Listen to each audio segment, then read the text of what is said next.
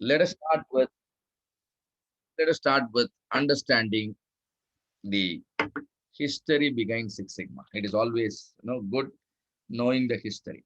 We all know, I believe, you all know the Six Sigma evolved from a company called Motorola, right? We know the um, Americans helped Japan after World War II to improve the quality standards, etc. But later, you know what happened?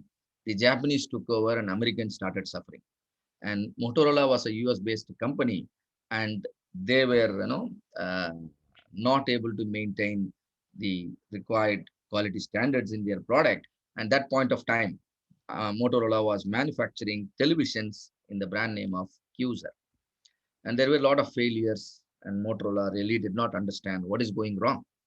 And every product they do a lot of check and other things, and then pack it and then send it to the market. But after the product reaches the customer hands, it fails. And so there were a lot of warranty claims. We call it external failure. Why is it external failure? The failure happens after dispatching the product. If the failure happens before dispatch, at least you can correct it, right, by doing some rework. Though it is not good, at least the problem is known internally.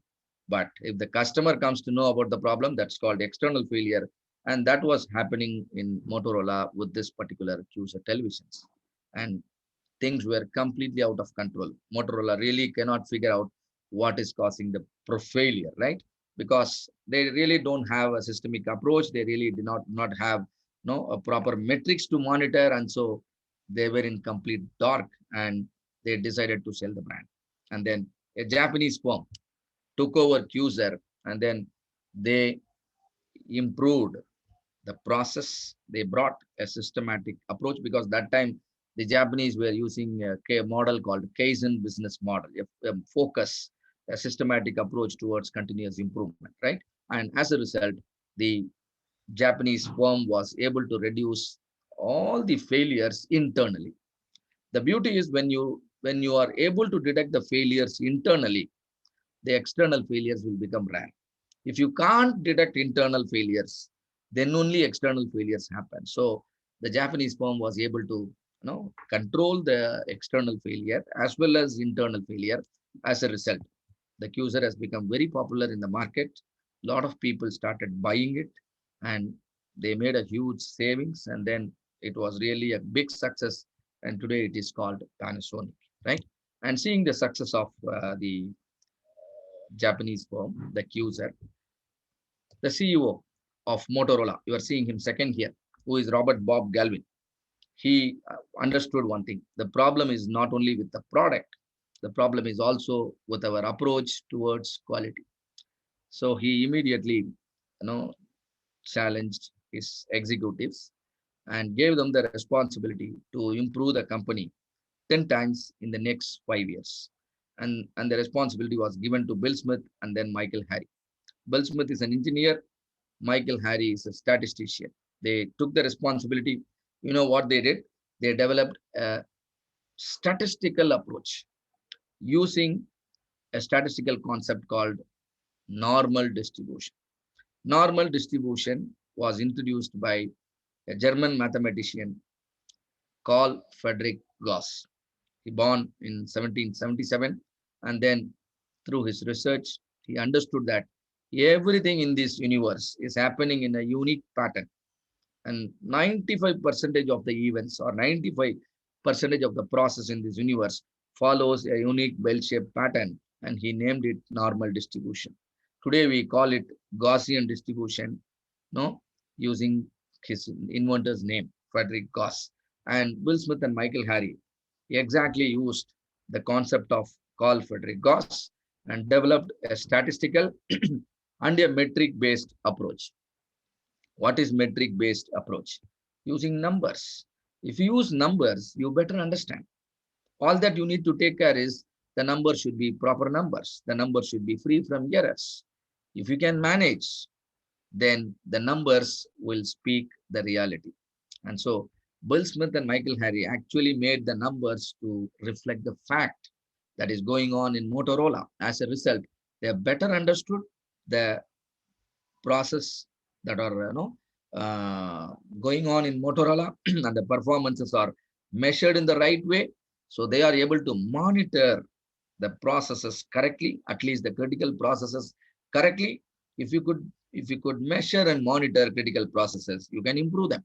And this is what they have done exactly. And as a result, the the internal failures were completely under control in Motorola, and their quality standards have improved, and they have announced a saving of about $16 billion through this initiative. And they named this approach as Six Sigma methodology. Again, the name came on the basis of the normal distribution, because normal distribution speaks about only two parameters. Of course, any distribution, right? Not only normal, your exponential or binomial or Bernoulli or chi-square or be it whatever, right? We always use two parameters. You know what are those two parameters? The mean and standard deviation. Nothing but the average and standard deviation. If the customer specification limits are at a distance of 6 sigma units from your process center, you know, your process is called Six Sigma. Or if your specification limits are far away from the point where your process is centered, failures will become rare. The moment you make the distance at least 6 sigma, the failures will be limited to 3.4 DPMO. DPMO is defects per million opportunities. They set this 3.4 DPMO as the benchmark, and Motorola started their improving their manufacturing processes towards the goal of achieving 3.4 DPMO. That means making their critical processes gain a Six Sigma capability. And that's how they saved $16 billion through by reduction of cost of poor quality. We are going to understand what is cost of poor quality, what is cost of good quality, what is cost of quality, all that we are going to understand today itself. And then to handle the internal failures, they also developed a methodology called MAC, a four-phase methodology or a four-step methodology. Measure, analyze, improve, control. What is the advantage? If you go phase by phase, you can solve the problem forever. The same problem cannot come again. Of course, a new problem can come and you can solve it again. But what is the point you solving the same problem again and again? You're not progressing. But if you have the habit of solving the problem at the root level and then moving on to the other problems, one day your organizations can become problem free. So this is the kind of culture Bill Smith and Michael Harry developed, along with Bob Galvin, developed in Motorola. They named this approach as MAC. M stands for measure. What gets measured gets improved. And then the approach was given a special name, Six Sigma. I told you already, the Six Sigma stands for the distance of the specification limit from the point where your process is centered. We are going to understand all that, gain absolute clarity today and then by continuing our lecture tomorrow, right? And this is little history about Six Sigma. And of course, the four-phase methodology has now become five-phase methodology. We call it DMAC. This is because in 1995, General Electric, under the leadership of Jack Welch and his team, they thought defining the problem is equally important before measuring it, right? And so they added the D in front of MAC, and that's how MAC has become DMAC in 1995. 25 plus years gone, the DMAC remains the same, and we are trying to understand it here today. Right. So moving on.